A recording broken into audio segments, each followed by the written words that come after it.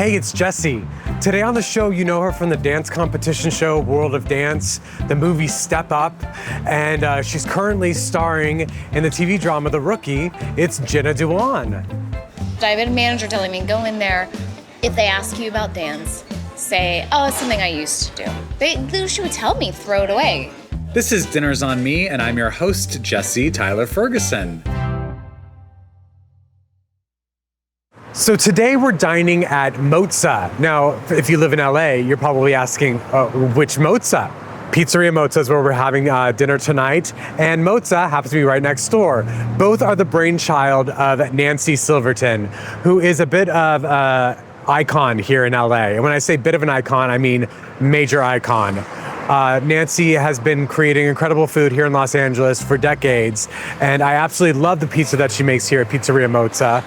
It's casual, it's really warm, it's inviting, and it happens to be right around the corner from Paramount Studios, where my guest today, Jenna Dewan, has been shooting The Rookie. So, I thought this would be a great place to bring her, and I'm so excited to get to the conversation. Okay.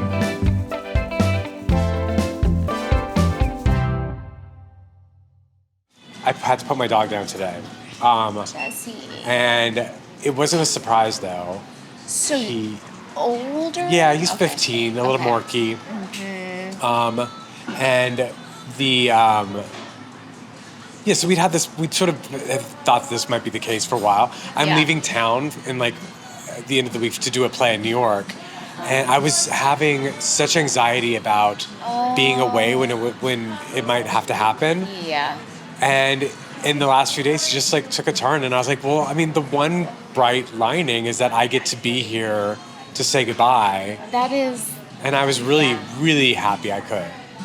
I have dealt with multiple versions of having to put my dog down. Yeah. There's no good way it happens. However, I did this with my recent dog we had to put down, Mika. She was 18 and also small. And it was right before the birth of my last baby, Rhiannon. And it was the same thing. I was like, oh my gosh, how am I going to do this and birth? And it ended up, it just happened. She woke up one morning, I was like, oh, this is the end. It was right before, and I know that feeling, it's so hard. Well, let me ask you this, though, because what I've been struggling with is how to talk to my kids about it. Yeah. I know there's some good books, and we've read some of them in preparation. Yeah. But this morning, knowing that, this afternoon we were going to put Leaf down, we told Beckett, our 5.5-year-old, because we felt like he's been able, because he lost my mom. Well, we lost my mom a little over a year ago, so he was able to process what it means when someone just is no longer here. Yeah. My younger one, who's 3, doesn't really understand yet. But, we told Beckett, and he was able to say goodbye, and he got very emotional. Okay, so, oh my God, that's the hardest part, right? I mean, the hardest part is we're saying goodbye to someone we love, obviously. That's my animals are my children. There's just the way it's always been. But telling your children, and Evie was around that age when our dog Lulu passed away. This was years ago. And Evie's your middle child? Evie is my oldest. Okay. So she's 12, almost 13 now, Okay. but she was younger when Lulu passed. And it was so hard to tell her, but she knew it was coming, but then it happened right before. This is what you don't do, okay? This is the, don't do this. I was like, whatever, this is the don't do. She had a winter show for school. They do, there's always a show, right? I already have anxiety about this. Oh my God. But it was every day we were looking at Lulu. This is not funny, this should not be here, but we were like, is this today? We had no idea because she was so old. And then finally, obviously the day came, and it was the day of her winter show. And I was like, how do we handle this? So we had to tell her, she had asked, every day she's asking, so I was honest. I was like, yes, Lulu crossed the Rainbow Bridge. Lulu is in heaven. This is, Is this before or after her show? This is before. God, no, Jenna. I know, Jesse, this is terrible. But she asked. She also asked. You can't lie. She asked, so I couldn't lie, right? Yeah. So I had to tell her.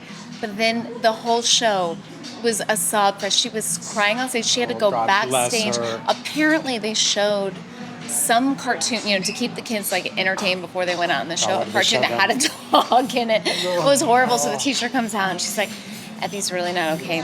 She's crying really hard back there. I had to go out there. We're sobbing in the audience. She's up there trying to do You Are My Sunshine and just like tears streaming. And I was like, maybe like a little white lie would have been good this moment. I don't know though, because sometimes bad. like, you tell these, because I was like, do we even mention to Beckett that I this know. is happening today? And I was like, what if he's upset that he didn't get to Say goodbye. have those goodbyes? So I don't know. I feel like around life and death things, specifically death stuff, like I think being truthful is the only way to go. I think you have to. You have to be, because then you live with that whole. You're robbing them of their own process and whatever their whole soul growth would be with knowing this information. But it's so hard. Yeah. You can join the dog morning club with me. Okay, It's like you need to like text me. Hello, you two. Welcome to Pizzeria Mozza. My name is Chris, and I'll be taking care of you today. Hi, Chris. Hey, Now, Chris. So happy to be here. Yes. Is this your first time dining with us? Not mine. No, but it's been a minute. Okay, so welcome back. The concept of the menu is still the same. Everything is family style and intended to share. I would like to highlight a couple of our new items. Please. We have a cheesy garlic bread here under the appetizer. It's going to be about 8 ounces of our pizza dough with some mozzarella cheese, olive oil. It comes with a side of our pasado sauce, which is a tomato sauce, Guys. garnished with Parmesan cheese. That's insane. That sounds incredible. And under the pastas, we have the stuffed shells here. The stuffed shells is going to consist of a configlione pasta noodle, which is a jumbo shell. It's stuffed with bechamel, ricotta filling, spinach filling. It's going to sit in the pasado sauce as well, garnished with Parmesan. Forgot how good this food is too. Yeah. I think we're gonna try that garlic bread. Cheesy garlic bread. Yes. Okay. Ensalata mista Ensalada mista. and the Bianca pizza, And please. the bianca pizza. Love it. Any allergies that we need to be aware of? No, I'm good. Beautiful. Jesse, have you done the LA where you just eliminate things in diets I and have, then you thank do you. and then you don't? I promised my doctor, because I'm desperate to try and figure out why I don't have enough energy. The answer is because I'm a parent. Let I me was just going to tell you say that. that's because you got 2 kids, because trust me, I have the same affliction. But I was like, there must be energy somewhere. There must be something that's muting my energy Oh level, my because it can't God, just be the it's so kids. funny you say and that. so my doctor was like, well, try not to do gluten for a little while and just see what happens. So I did, and I was good about it for like, I don't know, a month, 6 weeks. Mostly, I would forget that like soy sauce had gluten in it, Yes. and like I couldn't do it cold turkey, but I don't know if I felt enough of a difference to like pin that as like Yes. a source of my exhaustion. I know. I do the same thing. I always, every couple weeks, I think, well, there's got to be There's a gotta hack. be. There's Yeah. got to be something I'm missing. Like, who are all these people that are out? I mean, Yeah. I had a birthday party, and it was like a dance party. We do a full dance party. It's Fun. Wear sneakers, throwback '90s music. I mean, it is. We want you to have fun. It's a get down. But we were planning it. She does not have kids, by the way. Okay. She's like, well, let's start at like 9. That's No, cute. I was like, that's the are middle you of the out night. of your mind? I was like, well, we don't start anything at 9 p.m. We have children. No. We start at 6. We are Thank here. you. We start dinner at 6. So we did. We started at 7.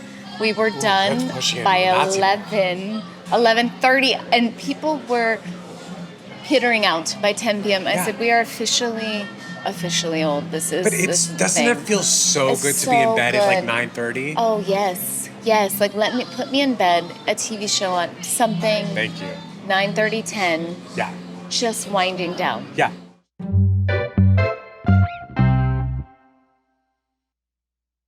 Steve probably relates to this. Your fiance, like he's a theater actor. Yes. I know when I've gone back to do theater, I'm like, how am I going to stay awake Oh, to yeah. start my work at 8 p.m.? Yes. How do you do that? Okay, we talk about this all the time because he would love to go back and do theater, and I Yeah. would love him to go back and do theater.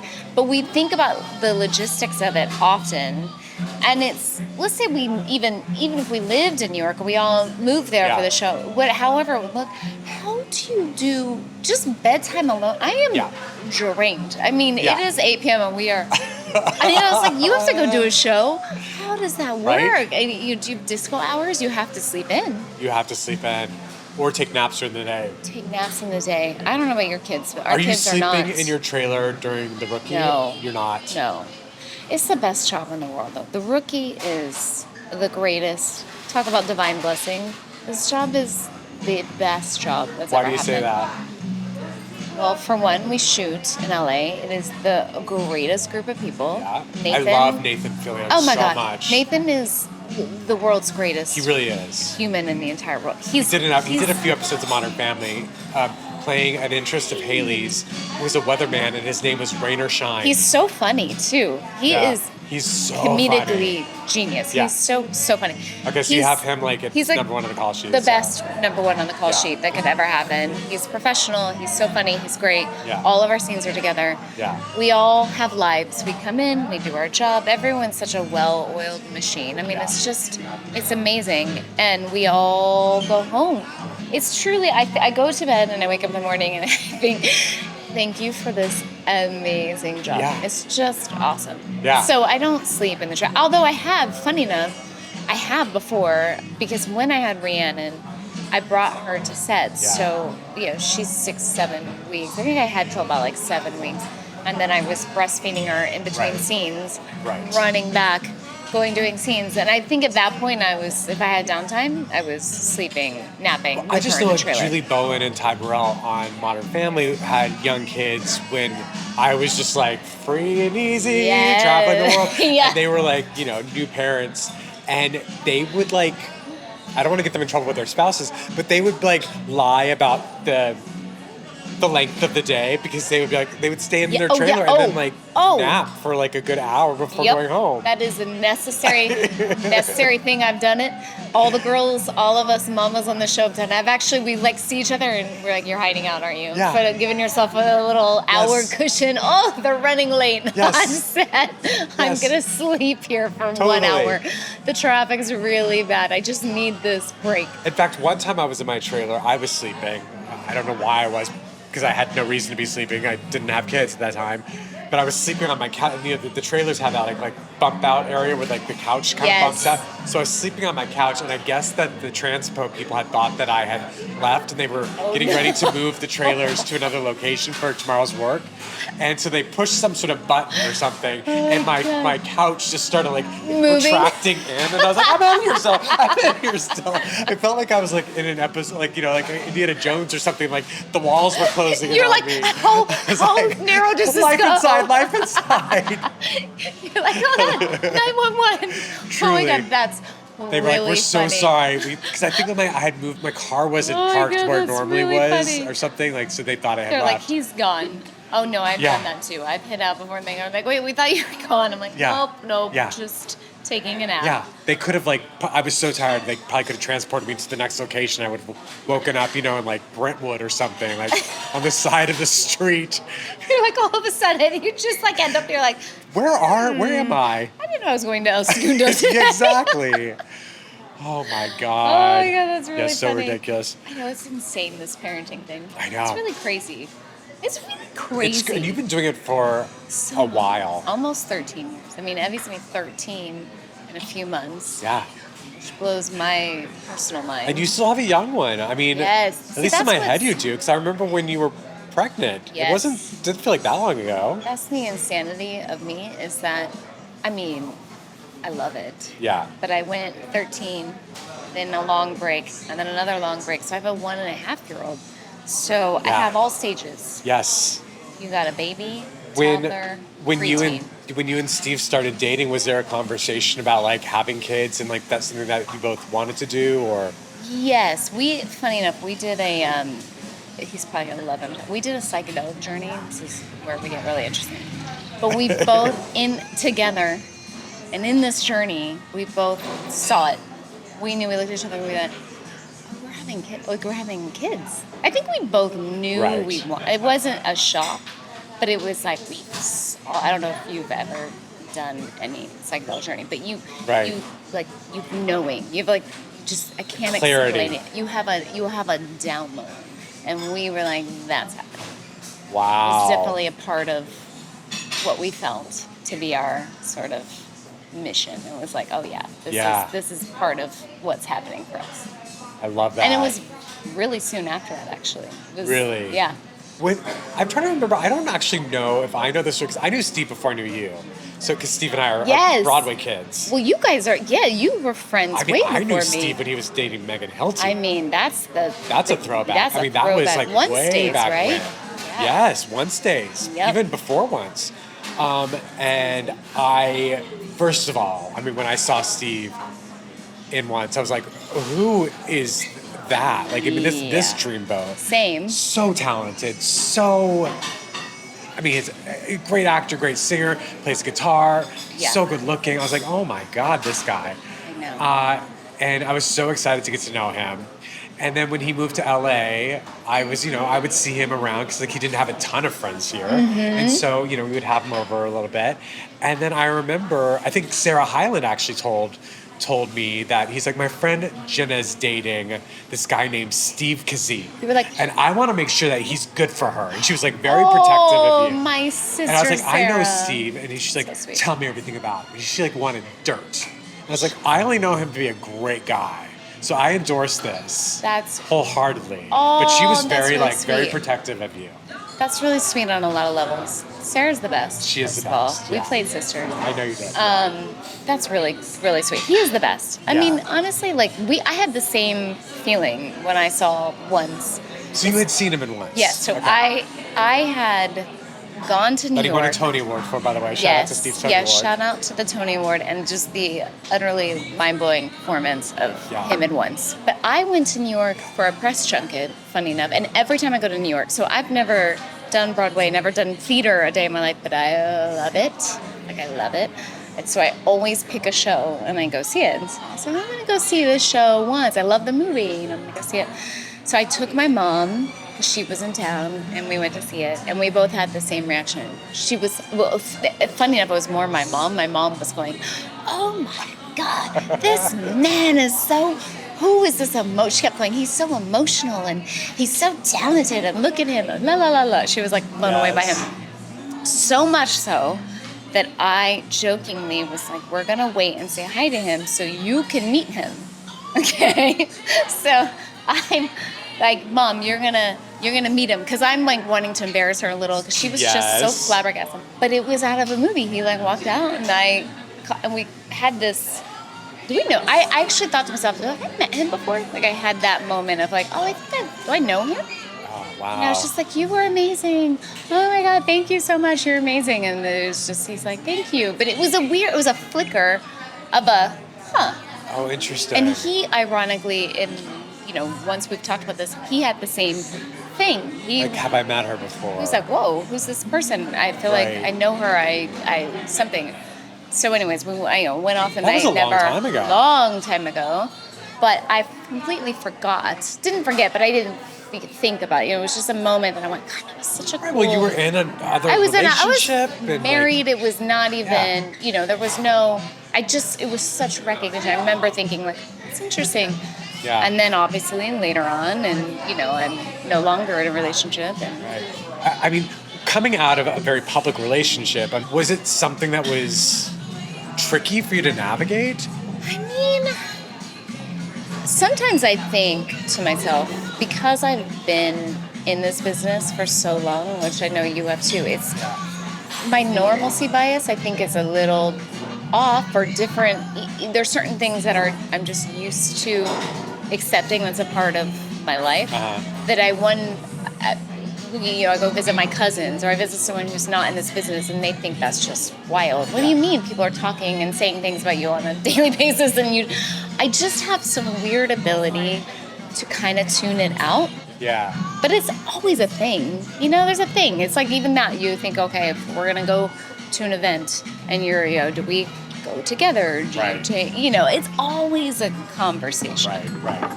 But we just kind of lived. I don't know. Yeah, good. I mean, that's what you should be doing. But the beginning was definitely, you. How that goes. Yeah. We all know how that goes. Right.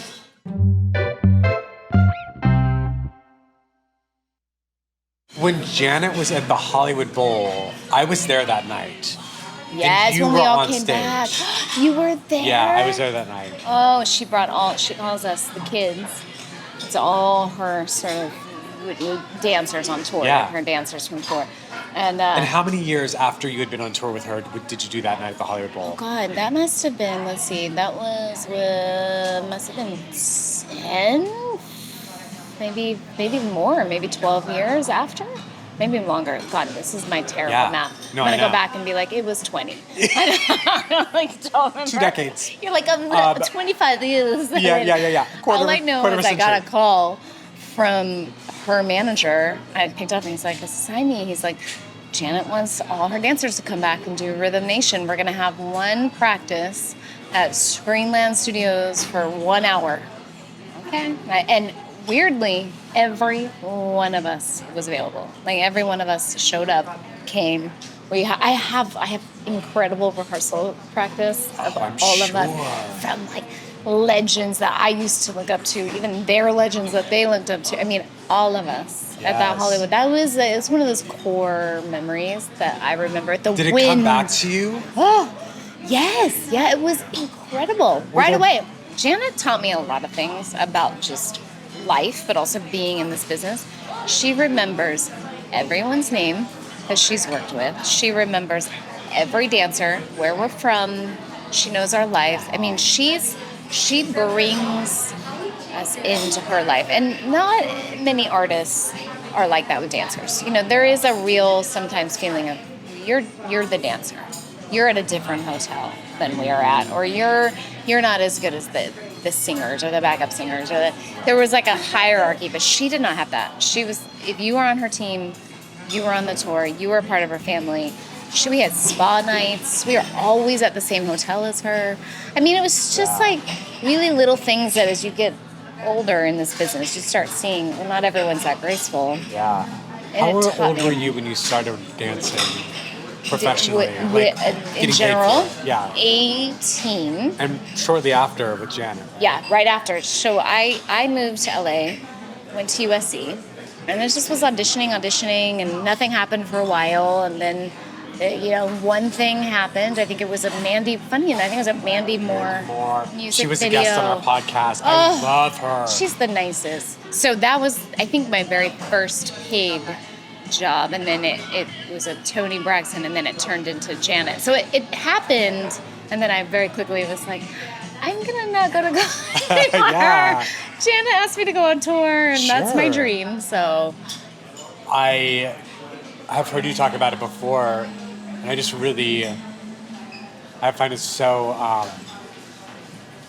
I find it incredibly encouraging to hear that you went through this. Yes. And came out on the other end of it, but like that you were struggling against being pigeonholed in ways I think so many people can relate to, not just in the entertainment business, but like really so many industries. Yep. And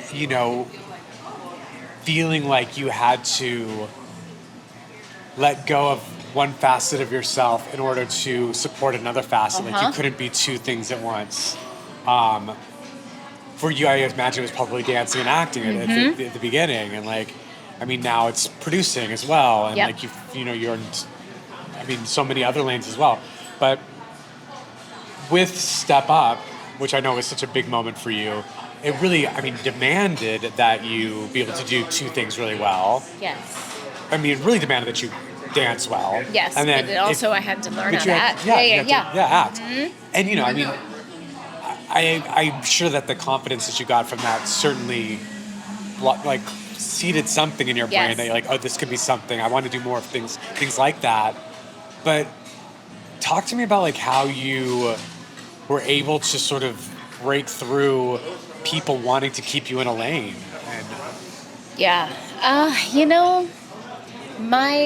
The way I was, there was such a meant to be feeling throughout all of this. So I was not an actor, I was never a trained actor, and I was quite literally found from dancing with Justin Timberlake and NSYNC on the Grammys. Somebody saw that and was like, that girl could maybe act. It was a manager, and that's literally how all this even started, right? Yeah. So I kind of have always just learned as I've gone and had to say, okay, well, and then all of a sudden I was an actress, I was in Step Up. But because it happened that way, it was all happening, and I was sort of learning as I went and trying to figure out this new career and this new passion that I was apparently going to be a part of, but I didn't know much about. And I knew that I had a natural-ish knack for it, and I knew I liked it, but I didn't know fully what I was doing. And so many years I spent trying to be this cookie-cutter girl has a hit movie. You're the lead of a hit movie. You're an actress in a hit movie. These are the things you should do afterwards. What is Natalie Portman doing? That's where you should be looking. And so I spent years trying to do that. I had executives being like, well, if she could just, could she just tone yourself down. I had a manager telling me, go in there, don't wear a stitch of makeup. If they ask you about dance, say, oh, it's something I used to do. She would tell me, throw it away. Yeah, that's something I used to do. Or, I had a calendar that I had done back in the day as a dancer. So this is the thing about dancers. Like I said, we say yes to everything. We don't really know what is happening. And at the time, I was just excited that I was getting free pictures out of this. You know what I mean? It's like, oh, I don't have to pay for these headshots. I'm getting free pictures of this. I was like, yeah, we're highlighting some really awesome dancers together in this one calendar. You can pick your photo shoot. And of course, I'm like, oh, well, I love the Wicked Games music video. So can I be, that video? And so we had show up, there's black sand, and, I'm a dancer, so we're always half naked. So, I'm like with her, covering her, I did the whole shoot. And I get the pictures, and at the time they were nice, but then I see the whole calendar, and it's like music video beauties. So it was hardly any dancers, a lot of, girls that were in music videos. I had no idea, and I said, I don't care, I have these free pictures. But of course, when you become an actress and you're in a Disney movie and all this stuff, there was talks about, how do we don't want people to find this when they look up your name, and and I was like, at the time, I remember not really caring. I was like, that's a part of my life. I didn't really know what I was fully doing, but I'm not necessarily I'm not ashamed of it, but it was this feeling of, you need to be this particular type of actress and person.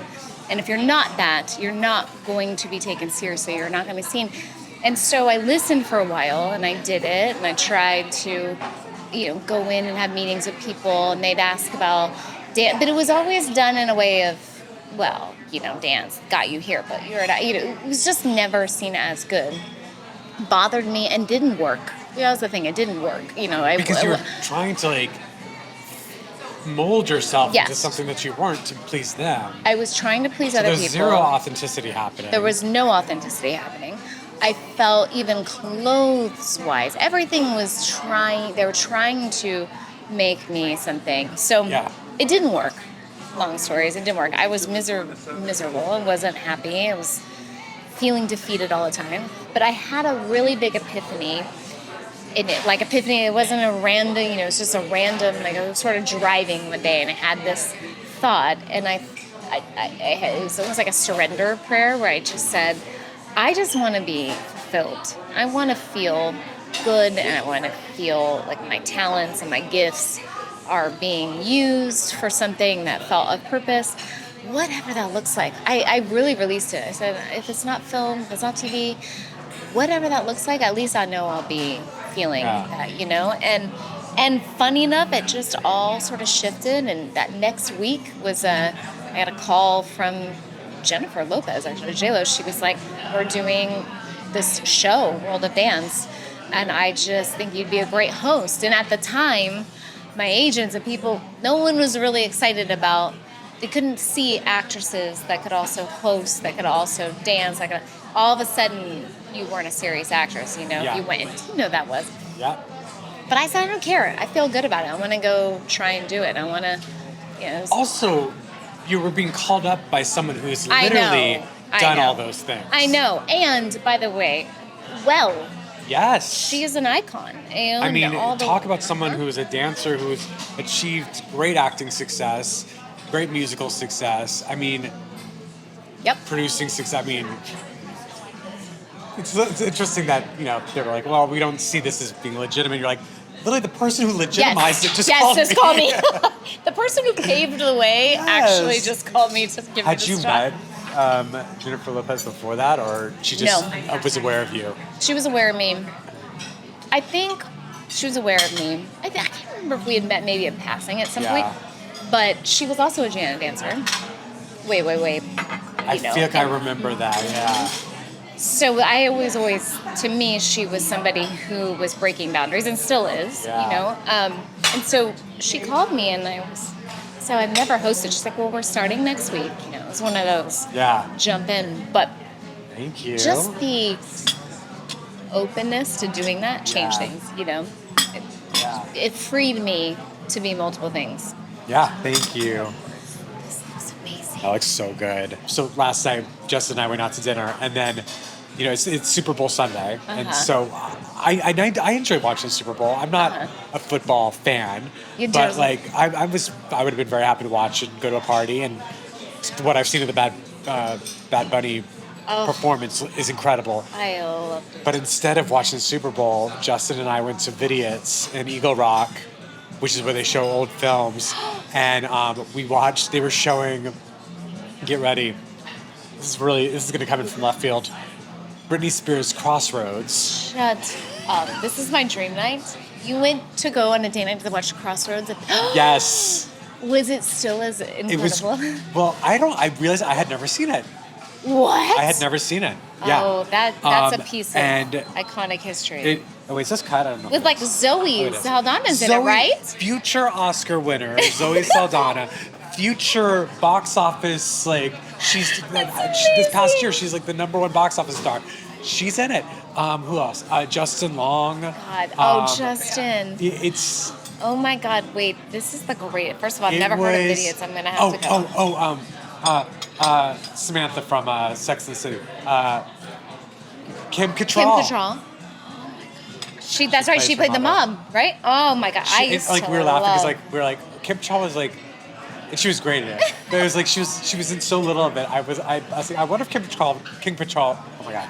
I wonder if Kim Cattrall was like, you have 4 hours. She definitely was. You were like, one day, patted around something, you know, we've all been there. Anyway. That is really good. But also, like, it's sort of, as we're talking about people who have been put in their lane. Yes. You know, seeing Britney Spears. Yes. Headline a film. And she's really good in it. She was so good in that movie. She's great. I remember I loved that movie. And she's really good. I hate that we do this, but we do that thing where you see someone go in a different lane than you're used to, you know, and we all think, oh, and you start realizing, oh my gosh, people are multi-talented. Absolutely. I know. This is the greatest pizza It's really good. I've ever had in my life. I don't know why I've never ordered this. Normally, I don't like an all-white pizza. I like the red sauce. Me too. I love pepperoni. But this is delicious. Look at me trying to scrape every last piece of this sage. Uh-huh. Oh, yeah. Yeah. Oh, I love this. And how did the rookie come about? Was you... Because, I mean, that's like... I know your character has a dance background, or they've mentioned it in passing.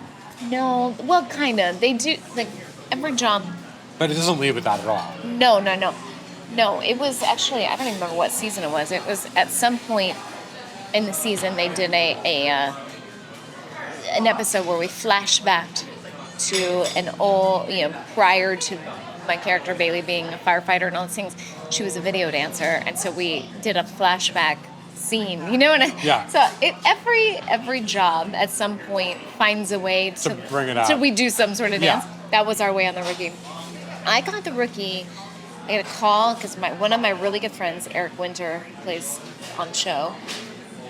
He called me and said, "Hey, would you ever be interested in doing this show?" My showrunner and creator, Alexi Holly, is one of the greatest people. Yeah. Thinks you're awesome and was thinking about finding something for you to do. Just a guest spot. Yeah. I said, "Yeah, totally." Like I said, it felt like a big yes. Felt fun to do. I said, so it was only 1, maybe 2 episodes. And I just thought, hey, that sounds like fun. I'll go do it. I think I'm a huge fan of his. I think he's great.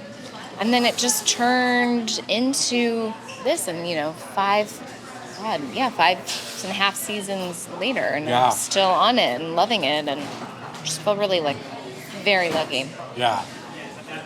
We hired a nanny when Justin and I he was super busy producing some stuff, and I was doing a play, and we're like, okay, we gotta find someone to help out here.